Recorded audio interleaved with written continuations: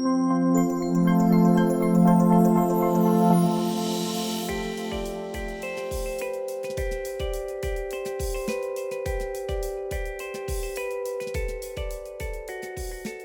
topic for today with our workshop is OUD treatment options, and really what we're talking about is medication-assisted treatment versus medication-assisted withdrawal or tapering. And is it one or the other, or is that kind of a false dichotomy? That's the question. I wanted to talk about the historical sort of detoxification or medically supervised withdrawal in a historical context in general, as well as in the specific context of pregnancy. And you probably know this, but there have been multiple opioid epidemics in the United States. And there was one in the 50s, 60s, and it was during that period of time that methadone was first sort of utilized for the treatment of opioid use disorder. But it really wasn't until 1974 where federal language and federal statute allowed for the use of medication for the treatment of opioid use disorder. And NIDA was really somewhat established in that period of time, and data collection systems were first sort of discovered and presented.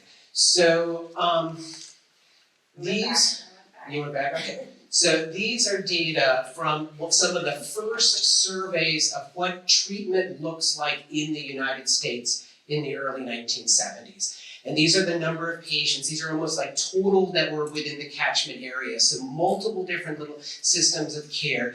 DT stands for detox. And you could see from there that, we can go back, like this is how many are still in treatment. 0, right? And the next slide shows like where treatment attrition occurs. And it occurs in the early sort of like 90 days of detox. And this is contrasted with methadone maintenance, therapeutic communities, which was discussed today, intensive outpatient. And some of these are levels of cares that still exist. Some of them are things that really kind of don't exist. This was a comparison sort of looking at abstinence being the primary outcome following detox versus methadone. And since the frequency of enduring narcotic-free state was only 9.7% of the 522 patients in the treatment sample, detoxification should not be a realistic goal for all patients who enter treatment. And this is really what the literature in the 1970s, 80s, et cetera, sort of shows. And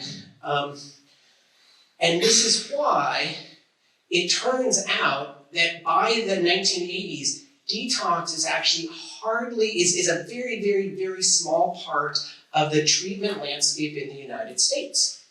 And this is looking at the growth of treatment, right? Especially you see in the late 60s and early 70s in Pennsylvania. And there were only 2 of these programs were detox. And interestingly, it's the only level of care in which there's more staff than there are patients. This is the context in which some of the early literature and early sort of understandings, and I would say even to some extent misunderstandings around detox in pregnancy arise. There are really 2 reasons why detox was not a recommended level of care in the 1970s, 80s, 90s, and I would even say most of the 2000s. And that was 1, because of an association between detox and fetal demise. And there was a case report, there was a case series, there were people did serial amniocentesis and saw elevated catecholamine stress hormones in people who were detoxing. That was thought to be the pathophysiologic pathway from withdrawal to fetal demise. That was one reason why detox was not recommended.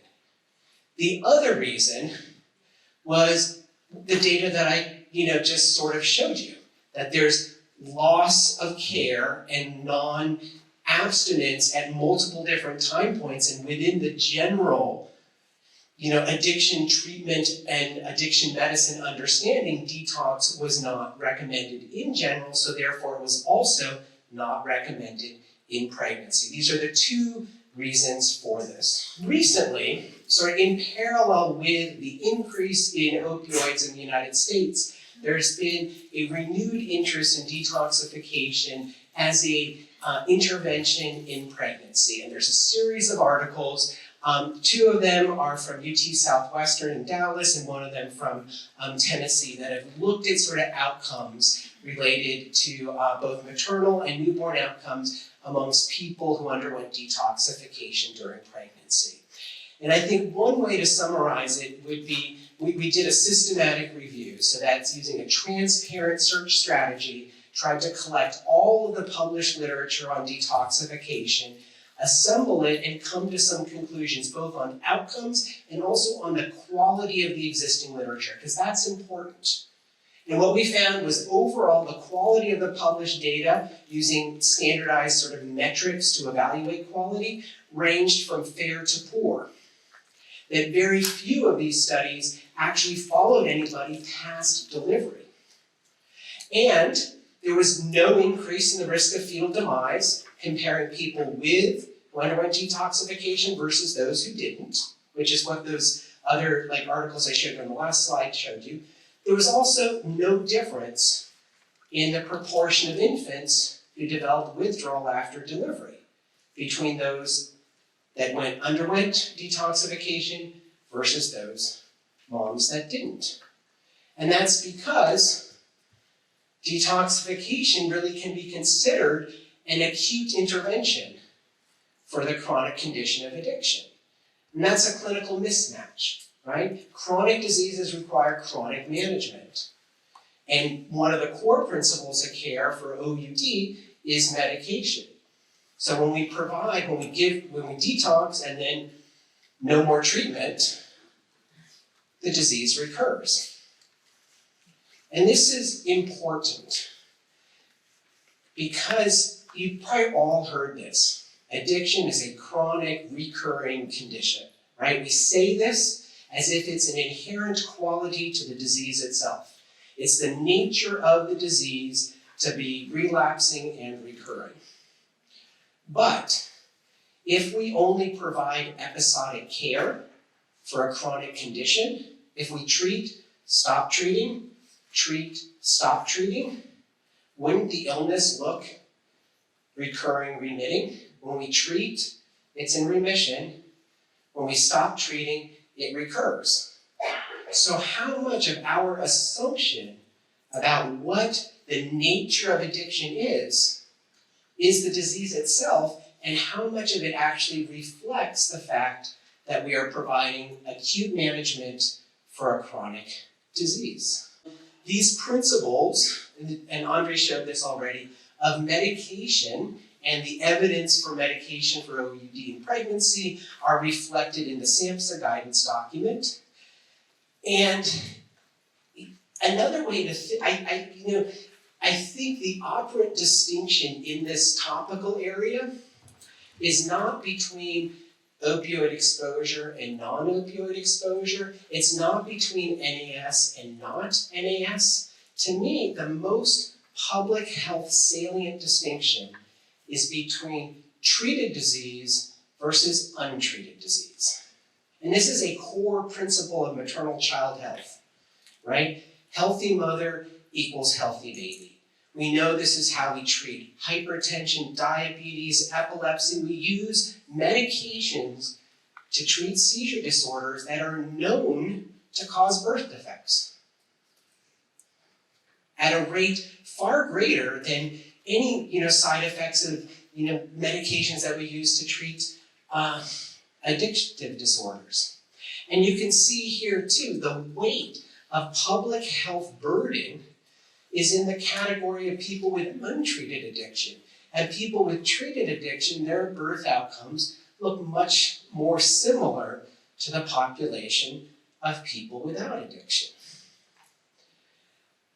And this is why every single professional society and public health agency that's ever made a statement about addiction in pregnancy supports the use of medication.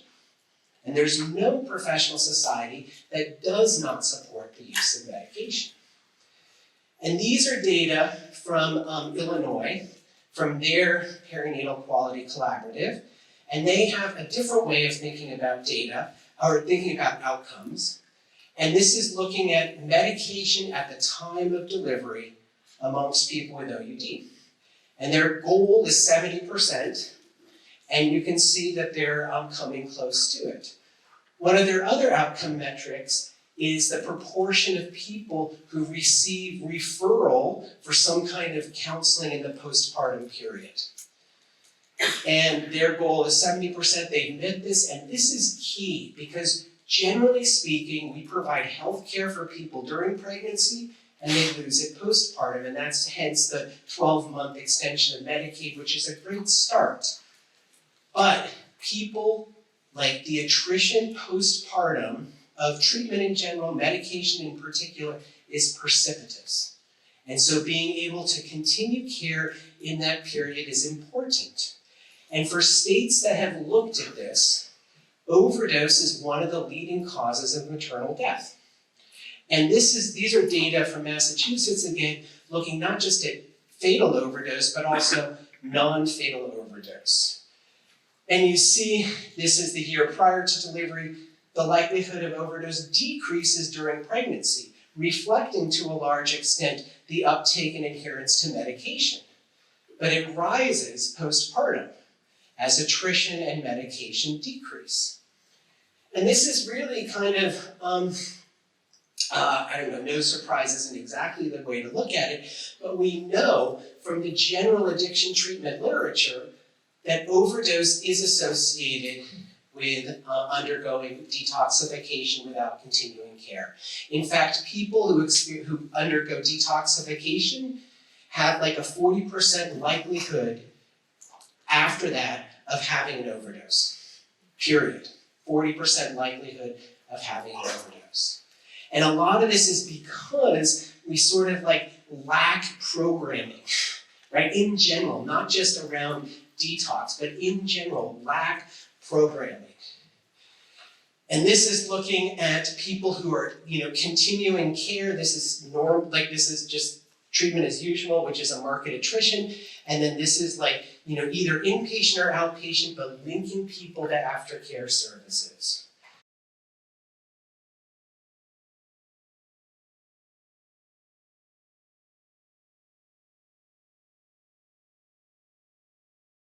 It's good to be here. It's good to talk to some folks about preventing NAS.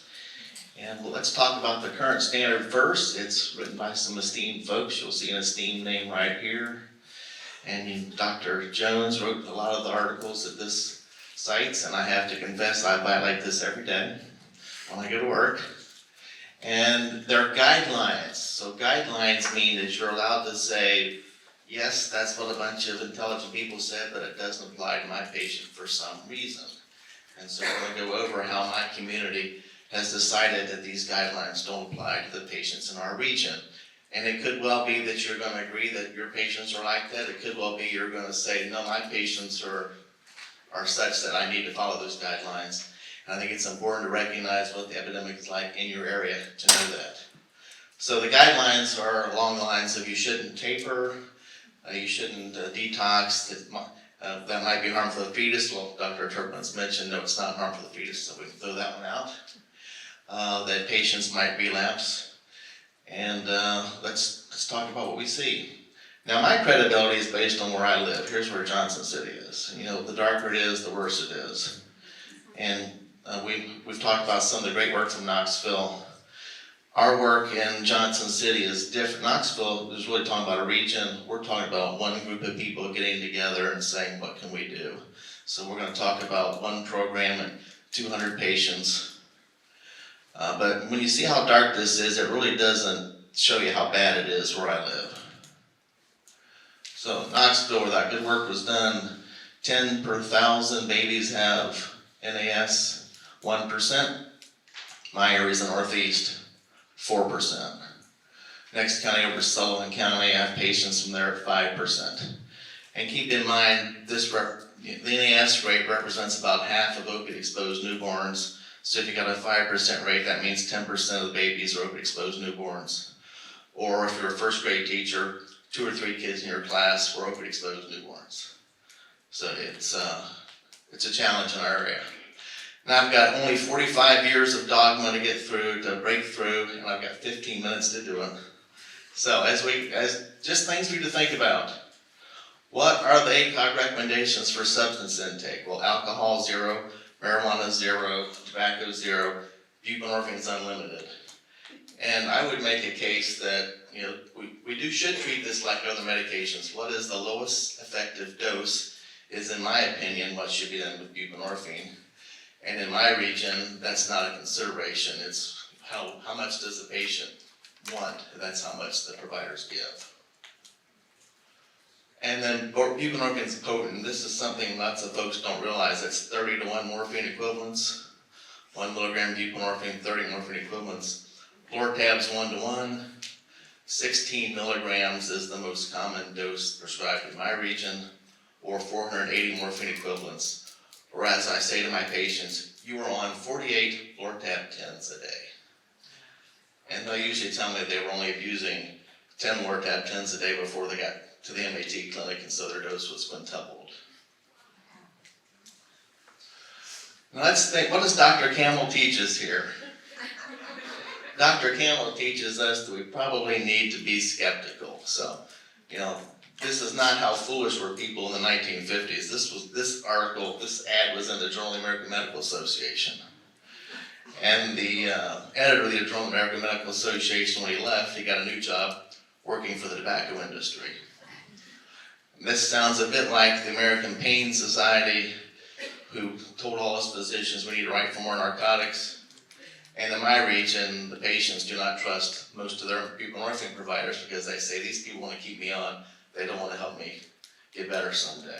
So we're always allowed, I think we're allowed to be skeptical. We shouldn't be so skeptical that we pay no attention to data, but we're allowed to say, let's look at the primary data. So one of the things that we do in our practice is we do urine drug screens on everybody. It's opt-out, just like HIV testing. And this is another thing that's not within the ACOG guidelines. In our practice, we do test everybody for HIV. That is in the ACOG guidelines.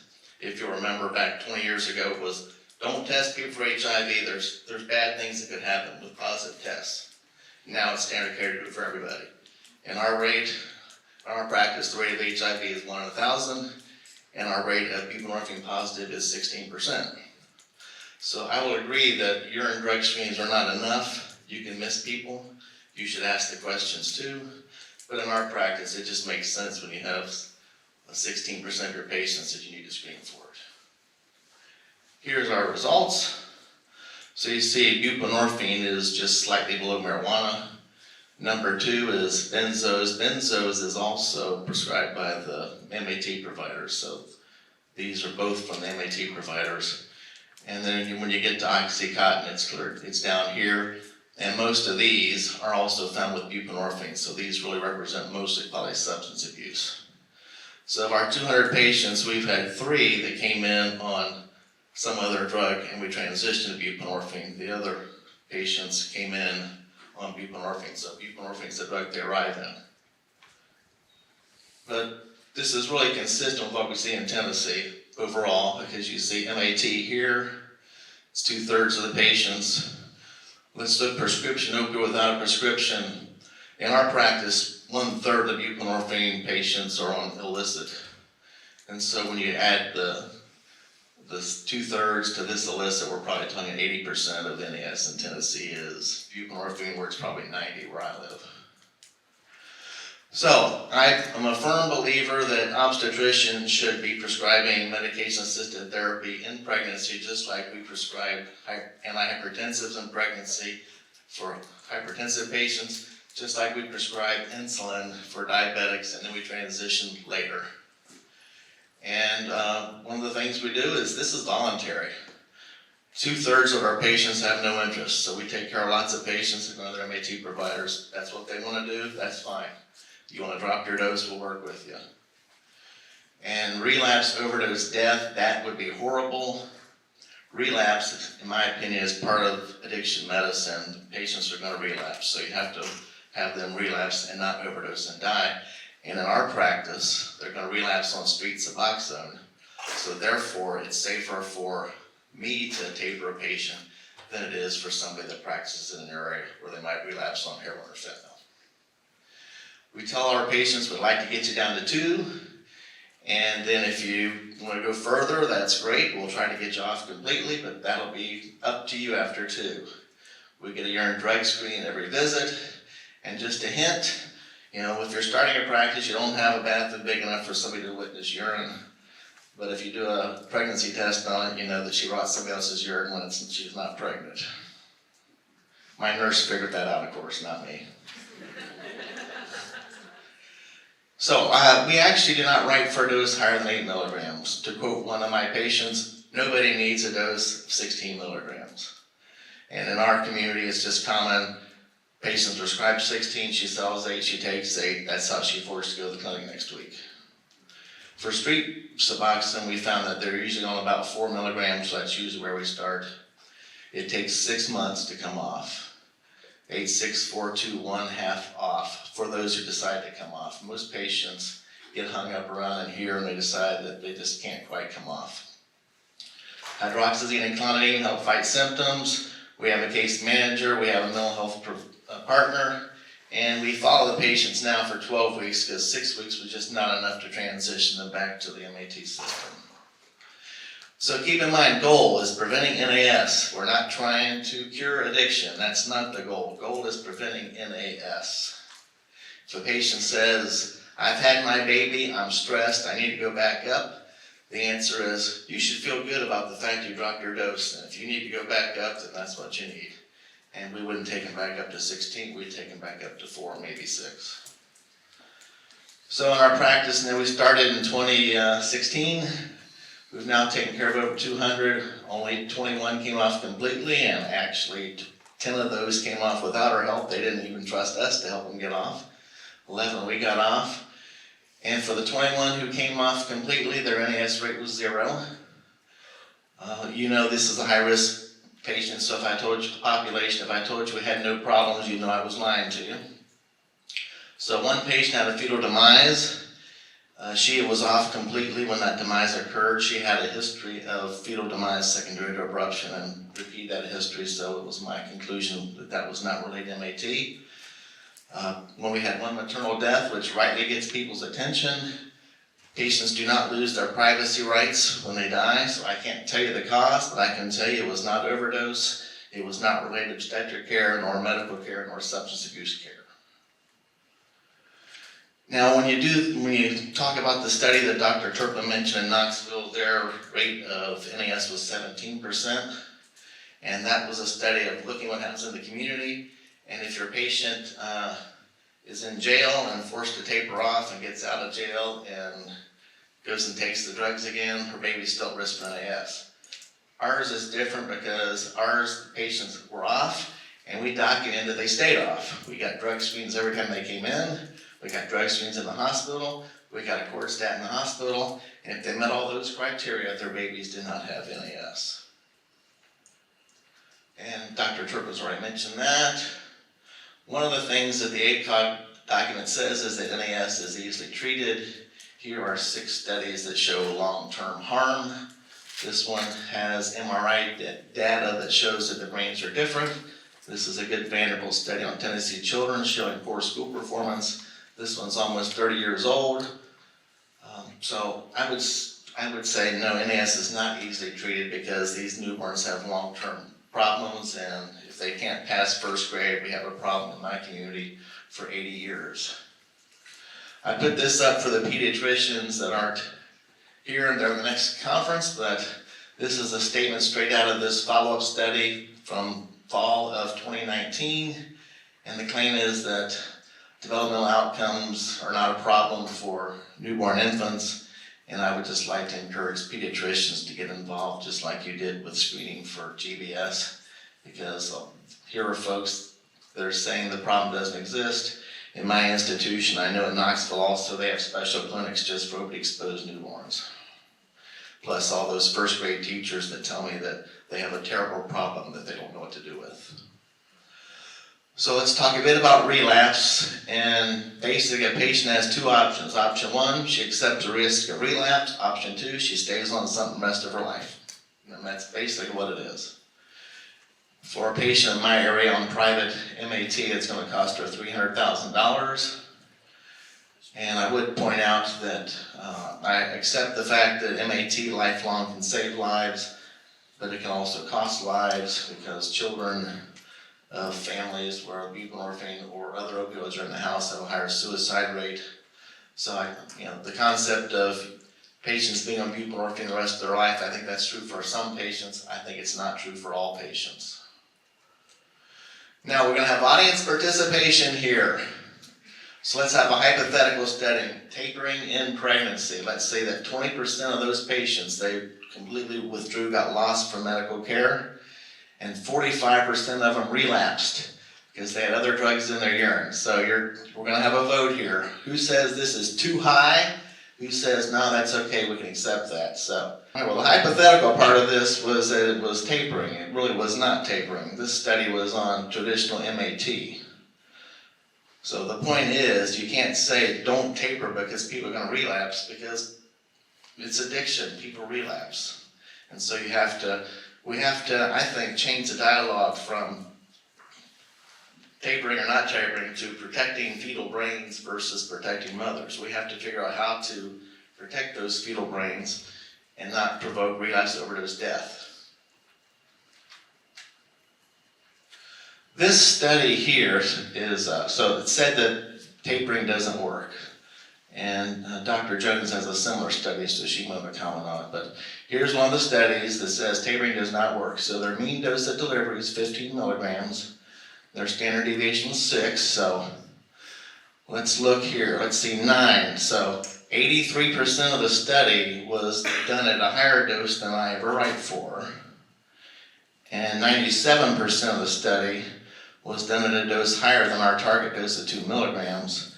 So I don't accept tapering doesn't work. I just think we haven't yet done a study where we show that we get down to a dose. I mean, 2 milligrams is still 6 lortabtins a day.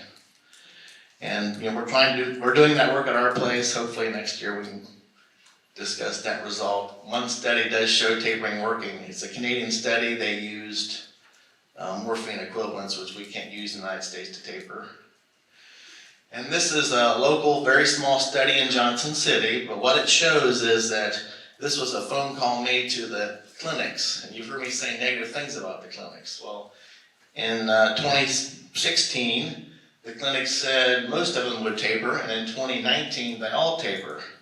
So it's not just some crazy obstetricians that say we should taper. In Johnson City, a city where people's children go to school with kids that have opioid use disorder, where they see their patients in the grocery store, everybody, MAT and OBGYNs have decided that ACOG guidelines don't work, which to me seems to say that what we need to focus our research on and then is how do we do this safely, because patients are going to demand it, doctors are going to offer it, we need help figuring out how to do it safely. Cost $35,000 in ICU admission, so therefore we could, in my opinion, redirect that money towards prevention, save money, improve outcomes. I think obstetricians should provide MAT. There's a study that shows it's better in our hands. And I'd like to point out to the fact that some women will fail, should not be used as leverage to prevent other women from succeeding. Thank you.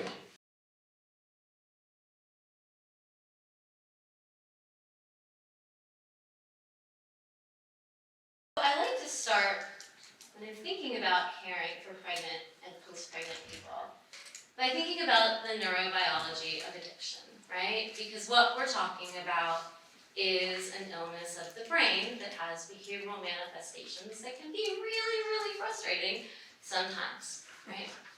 And so this is a very fancy slide that I am not going to walk you through, right? Because it is complex. It's a beautiful slide that Dr. Volkow, the head of ANIDA, Dr. Koob, the head of AAA, and Tom McClellan, who's one of the gurus of drug treatment, put together to explain addiction. I'm going to explain it the way I talk to my patients about it. So basically, to survive, you need a few things, right? You need water. We cannot survive without water, right? We can go about 3 days without water. We can go about 13 days without food. So we gotta have water and food, it's essential. The other thing that we have to have is dopamine. Because to get through our lives, we have to have the ability to feel pleasure. And so when I think about the nanograms per deciliter in our brains of dopamine, your worst day, like you lose your keys, you trip over your dog, you have a fight with your significant other, you get to work and you get some really crappy emails. The dopamine in your brain is about 40 nanograms per deciliter. It's a pretty bad day, right? The next one is an average day, and so you're doing pretty well, you got your keys, driving to work, maybe listen to your favorite song, emails, not so many, it's all right? It's about 50 nanograms per deciliter. And then there's your best day. You stop at a convenience store, you get a lottery ticket, you win $100 million, you sell everything, you move to the beach, and you take this pill and you get 2% body fat and you're tan, right? That is an awesome day. And all that awesomeness gets you about 100 nanograms per deciliter. If you were to take drugs, it doesn't really matter what it is, because drugs affect dopamine regardless of what it is. It's about 500 to over 1,000 nanograms per deciliter that first time you take that first drug. It's never the same after that. That's your first time. And so, there you are the first time, woohoo! And then you repeatedly take it, and the dopamine that's released becomes lower and lower and lower. Until you're the women that come into my program that have about 10 nanograms per deciliter every day. It is hard to get out of bed. It is hard to be the parent you want to be. It is hard to put one foot in front of the other. We ask a tremendous amount of our patients every single day for them to be in treatment, to pay attention, to listen, to go there, to do this, to take this, to do this, da-da-da-da-da. And so when you have a low dopamine, all you want to do is get that dopamine feeling back. And that gets to craving, and then you go into survival mode. And the women that I work with have said they will do anything for that drug to get that dopamine surge back in their brain just to feel normal again. And so they'll violate every principle, everything that they hold dear because of that primal action. And so that is the addiction that we're talking about. And it's not unique to opiates. It happens with methamphetamine, it happens with cocaine, it happens with alcohol, it happens with benzodiazepines. And so when we define substance use disorders, there's this statistical and diagnostic manual, number 5 is what we're on now. And what you'll see is that of the 11 signs, 9 of them are behavior, right? There's only 2 that are physiological. And so that's why we have to pay attention to the behavior that our women are exhibiting, because that is the illness, that's the illness in action. And that's how we know if we're doing well as treatment or if we've got some improvement to make, because I'm a firm believer that women don't fail treatment, treatment fails women. And so, I know we're talking about methadone or buprenorphine maintenance versus tapering or withdrawal. And so this is my experience, and we've talked about bias before in the previous. And so this was my personal experience. When I went to Johns Hopkins University in 1997, the first pregnant woman that I encountered was curled up in a ball, crying, shaking with chills. She was in florid withdrawal on the bed of inpatient unit of Johns Hopkins University, and they had only given her 15 milligrams of MS cotton. I didn't ever want to see a woman have to suffer as that. And so, I'm some little newly minted PhD, now going to take on the system. For a few years, it took a few years for us to actually be able to treat the pregnant women like they treated non-pregnant patients in the detoxification unit across the parking lot. And so what we ended up with was a short methadone taper, and there was a choice for women. They could have a 3-day methadone taper when they came in, or a 7-day methadone taper. And this is so old we didn't have buprenorphine at the time, so methadone is what we had. So we did a retrospective study looking at those individuals, those women that had either a 3 or a 7-day withdrawal. And then one of the things that we noticed is as they had started withdrawal, they were in an inpatient unit, we didn't do this outpatient, there were some that would switch over. They'd say, because at first they didn't want methadone maintenance, they wanted detoxification, and so we honored choice, and so that's what they were given. But then we noticed that some of them switched over, and then we could retrospectively compare it to 52 women that had came in and wanted methadone maintenance. And this is what we found. That the maternal benefits of methadone maintenance, we could keep women in treatment longer than those women that had the taper alone. They had more antenatal care and they used less illicit, it's determined at delivery.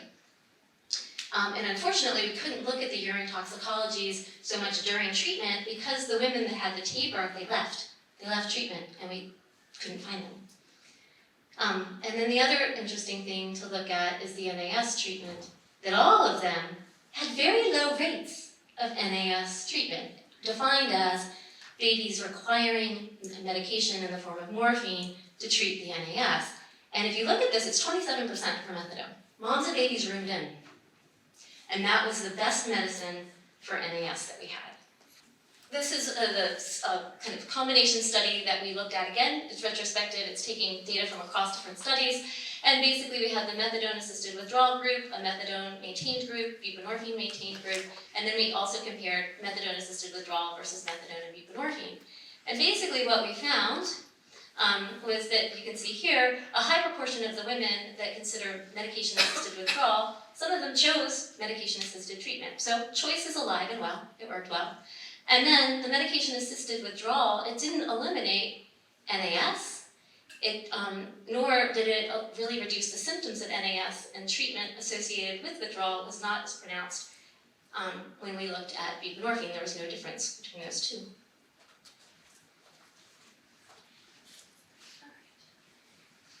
And the data that we have, Mishka's gone over it, is pretty remarkably consistent since the 1970s.